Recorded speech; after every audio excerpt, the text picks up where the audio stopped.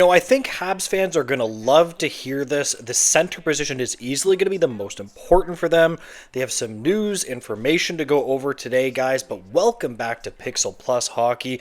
If you could make sure to hit that subscribe button, it would be so greatly appreciated, and thank you so much to those that are already supporting me as well.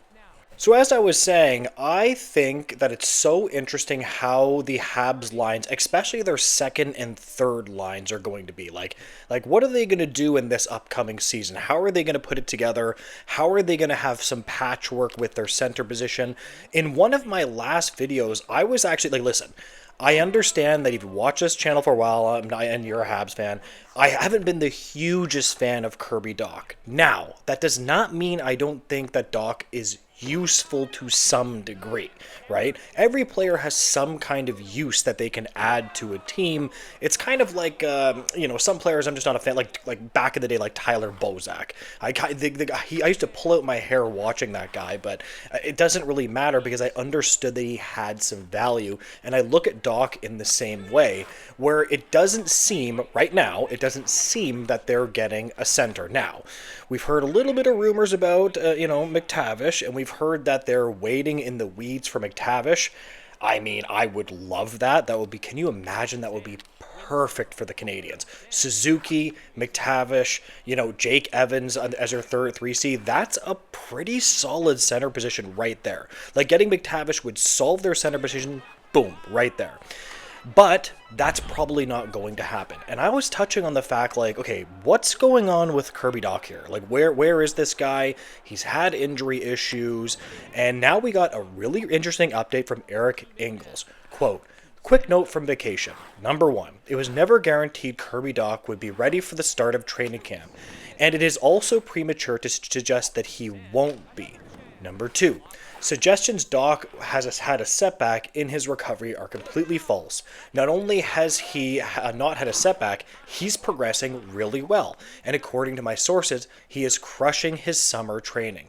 That is all. I hope you're enjoying the sunshine. Close quote. Excellent. That is excellent, excellent, excellent news. No matter what your feelings are on Kirby Dach, I know some Habs fans are up and down. Some might disagree with me, some might agree, whatever. It doesn't matter. This is really, really, really important news for this team because he's going to be playing more minutes than you think. And if he can play with some talented players, maybe Kirby Dach, this could be the season for Kirby Dach to maybe even score, I don't know, 50, is 50 points impossible? If he plays with some talented players, I don't think that's completely impossible. When he was drafted by the Blackhawks, I thought that this guy was going to be at least a 50-point player, but unfortunately he hasn't become that just yet. In 22-23 for the Montreal Canadiens, Kirby Dach had a .65 points per game, which is on pace for 53 points. That was his pace. So again, it's not impossible if this guy actually stays healthy that he could, attain that. So let's just hope he actually can. And honestly, just for himself, let's hope he can actually stay healthy because he's just had so many weird health issues in his career and he's very young. So hopefully he can add to the Canadiens. And I'm telling you right now, this guy could be a huge impact player for the Canadiens this season if he is healthy. So shifting gears away from Kirby Dach, we have to talk about contracts. And you'll hear me a lot say contract efficiency. So how do players and teams get their contracts, and are they getting overpaid or underpaid? Because I am telling you, whether a player is overpaid or underpaid can be a huge benefit to your team. Like they got Noah Dobson. That is an excellent contract. He's like a top pair right shot D.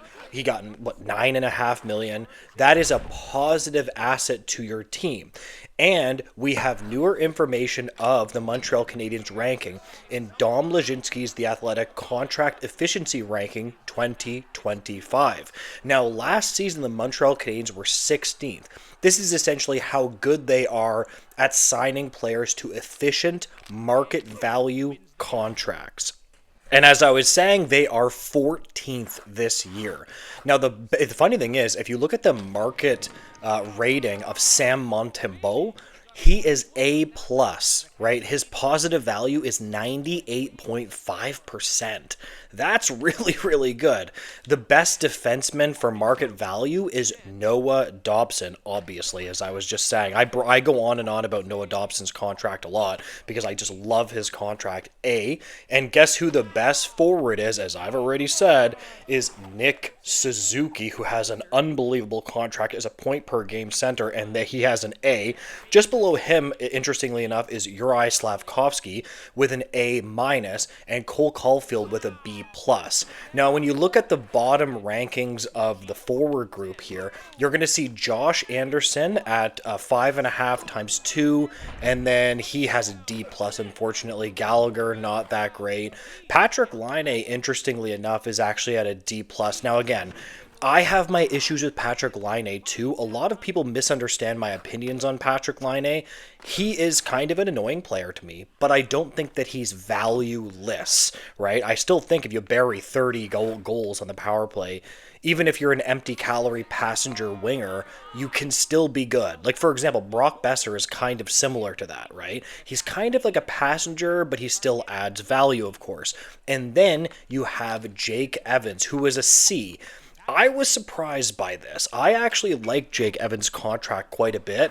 I think he's pretty good. I don't really get this. I think that he is a middle six center. I wouldn't even say he's a 4C. I think that he can play middle 6 minutes, not in a second line, but maybe like a third line is generally fine. He's pretty good defensively. He's a center. Like, I don't know whether these rankings take into context the fact that he's a center, but I don't know. I disagree with this ranking on Jake Evans for sure.